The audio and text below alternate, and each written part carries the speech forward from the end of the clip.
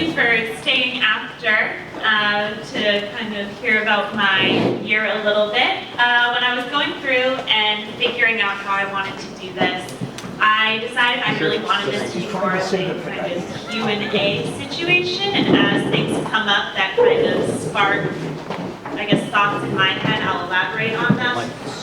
So think of some questions, and while you're thinking, I just have a short little video that I put together. There's some Madagascar music in there, so you can hear that, and just pictures of my year. So we'll put it.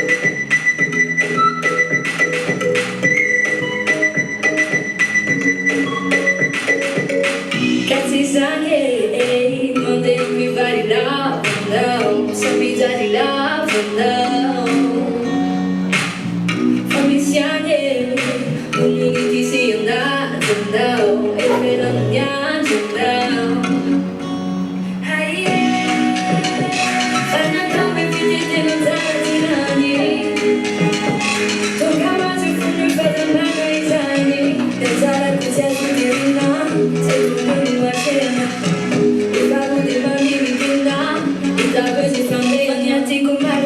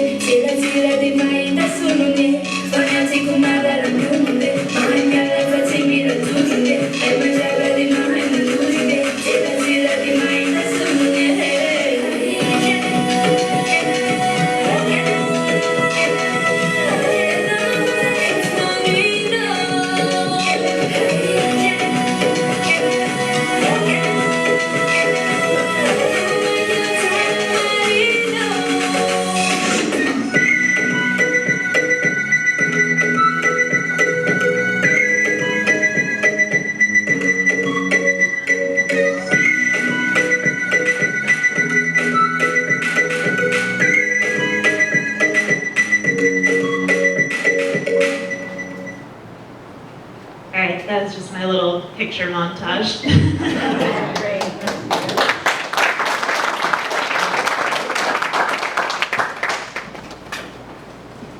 Yes? What was teaching like? Teaching was a challenge. In the beginning, teaching was really hard, especially where I did not know the language and my beginner class did not know English. So I got very good at charades. I did a lot of acting things out. But I mean, as I got to learn the language more and they got to know me better, it wound up working out pretty well. And one of my favorite classes wound up being my young adult class, who I was kind of the most nervous about teaching. But they were an advanced group and they wound up being incredible. We had really, really interesting conversation that I wouldn't have expected from them. But I loved them a lot, and they were a big part of why I kind of had such a fulfilling year. So I grew to love teaching. What did you teach? Well, the broad answer is English, but the specific answer depends on the class. I am not a trained teacher, which in some ways was a little bit of a hindrance, but when I first got there, I was really upfront with my classes, and I was like, I am not a teacher. So I just asked them what they wanted to learn, and the answer varied from class to class. So my advanced students really just wanted to practice conversation. They knew all of the grammar and everything like that. They didn't want to do that. So I did conversation with them. I had another class who wanted big tourism is really big in Madagascar. It's the main probably income of the country. And so a lot of them wanted to learn how to talk to people in a service capacity. So we did a lot of role playing in that class as kind of a job training opportunity. And then my beginner class, they just wanted to play games a lot. So we learned directions and I would blindfold them and then like make an obstacle course out of chairs, and they had to use English to direct each other through the chairs. My preschoolers were the same. We played a lot. We did a variation of Simon Says, and they loved that. So it kind of depended on the class. It was adaptable for each group.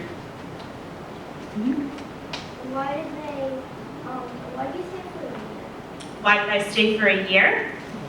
Because that's how long my program was, but it's also really hard if you want to live somewhere to stay less than a year, because it took me a few months to really adjust to living there and to get a grasp on the language. So my first probably 4 months was a lot of adjusting and kind of getting the hang of everything. So you need a lot of time to live somewhere and be able to really embrace where you are. Good question.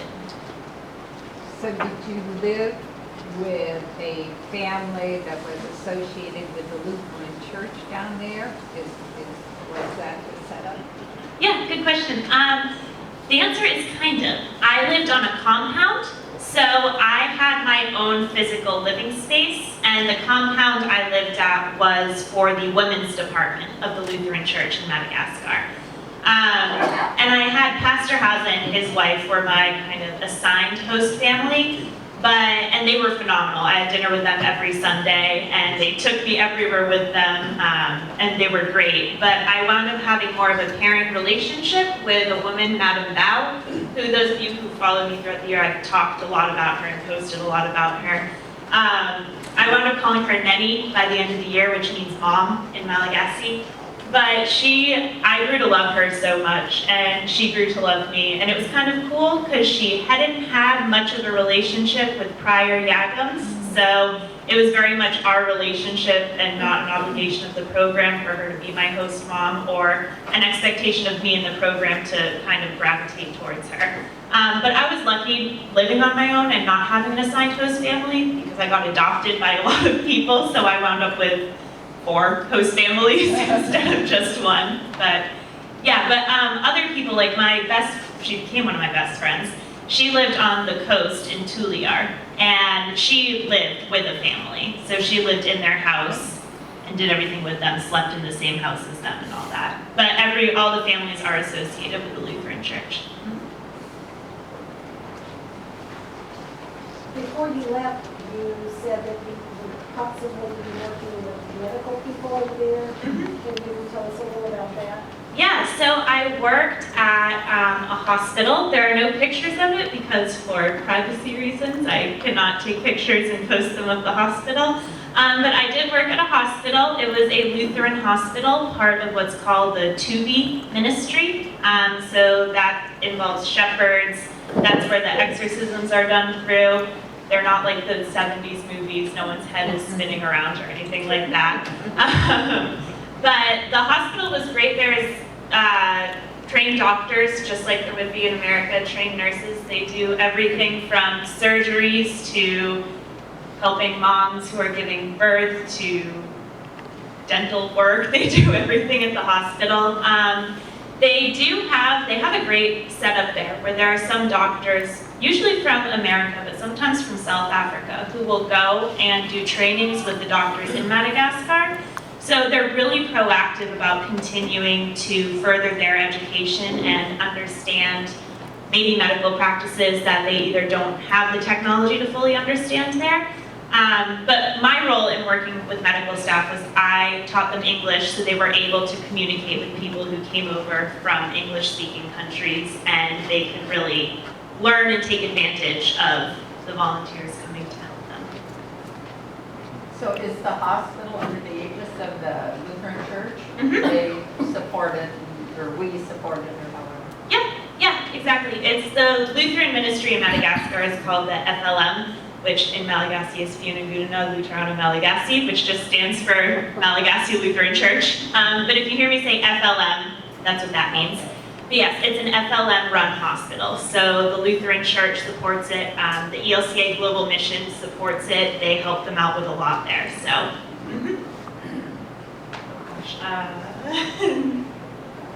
What was your best experience and your most difficult experience? That's a tricky question. I think my best experience was just probably when I felt home there. And I very much remember that moment where I'd gone away for first retreat in December.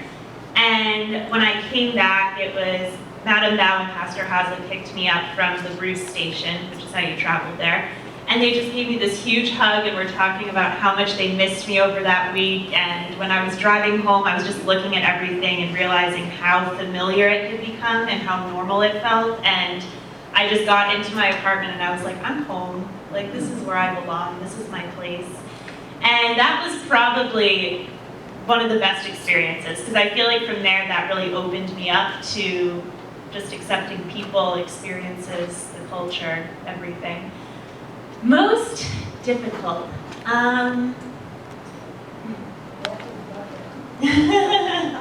Bucket bathing was a challenge, yeah.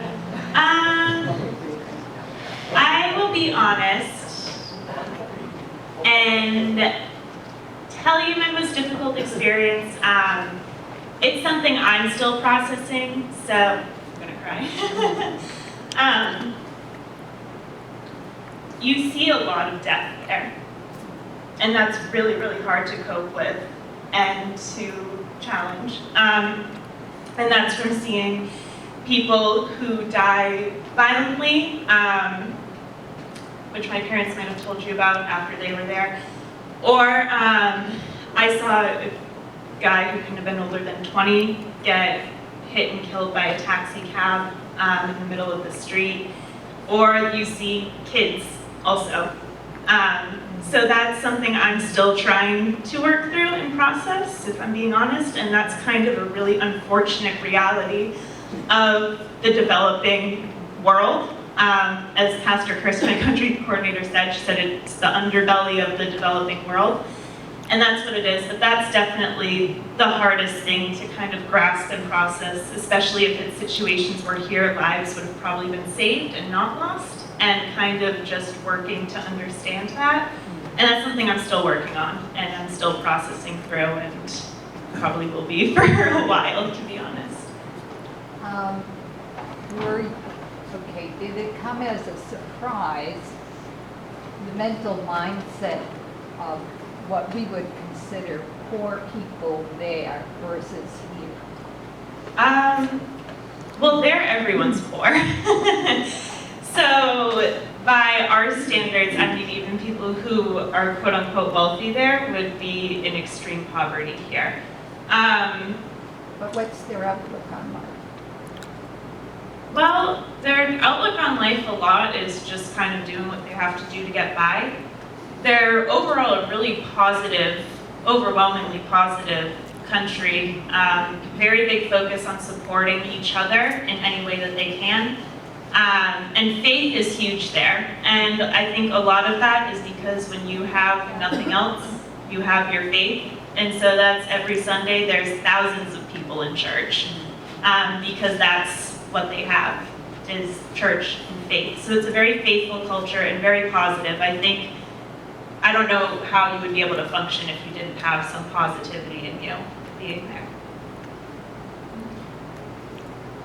Are there any cultural mores that you had to be especially sensitive to? And I'll just give a quick example. When Diane and I visited my daughter in Thailand and she was teaching a junior high school, she was teaching them the hokey pokey. And as we were doing that, I put my arm around Diane and the whole room just went completely quiet because women and men do not touch each other in public. So we blew that one. But there's things that you had to be sensitive to in Madagascar. Definitely. Yeah, the way you dress, for one. I couldn't wear anything that was above the knee, so had to be very careful about that. Even like at night, I would sleep in shorts in my apartment because it was a million degrees out. But if I had to go outside to use the bathroom, I'd have to like put on a long skirt or like wrap a lamba, which is what these are, lambas, or wrap one of those around my waist to go out. So definitely being cognizant of that. And it's not a very outspoken culture, and I am a very outspoken person, so if you see things that maybe you don't super agree with, it's not appropriate to like say it out and tell someone. So for me, that was a personal challenge, but a good one. So it's a lesson I needed to learn and will probably serve me well in America too. I had to learn to be a little bit quieter and bite my tongue better, so definitely.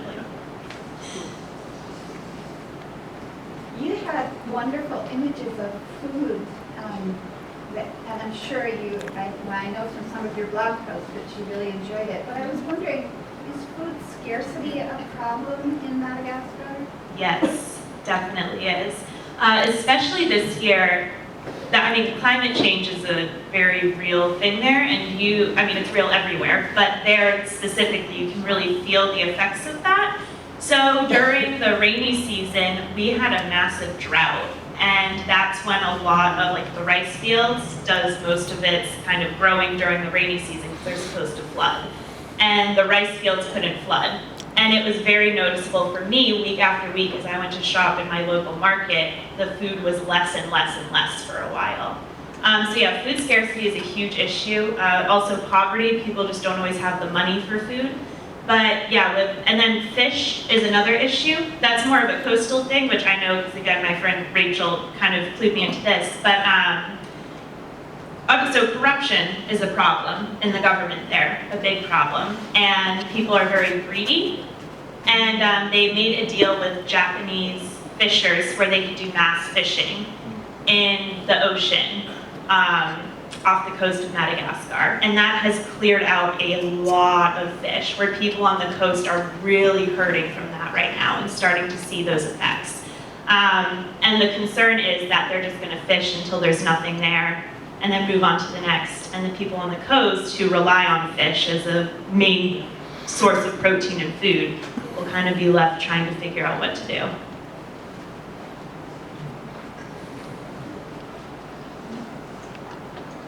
What is the relationship between the church and like the government? Is there any relationship? Yeah, definitely. There's not a whole lot of separation between church and state there. So they do work together, and that it does actually create a lot of good because they're working on putting a lot of programs in place, especially for children. So a lot of homeless children there, and the government and church work together to put on basically like a food bank. Well, they make really big meals once a day so kids can go in and eat, and it's a government-funded program that the church collaborates on that with. But yeah, there's really no separation, and Lutheran is the main religion there. I have a lot of questions. Great. I'm interested in learning how you learn the language. It's a very different language from Western languages. And you said after about 4 months, you felt pretty comfortable. So I'm interested in how that all processed through your mind and everything. So that one. Okay. Yeah, for sure. So we, at orientation, we had language classes, which I was absolutely horrible in. I was not the top student in those classes by a long shot. And then I went to my community, and I was the only Western person living there, as well as the only fluent English speaker. So you learn really quick to kind of jump in and adapt. So the immersion is very real. Immersion, you've got to learn it or you don't. So and then one of my best friends who I met in December, his name's Mike, he's my age, he speaks perfect English, and he helped me a lot with my Malagasy. So we would kind of talk where he would talk at me in English and I would answer him in Malagasy, and we would do it that way so he could practice his English and I could practice my Malagasy, and we would correct each other as needed throughout that. Yeah, I was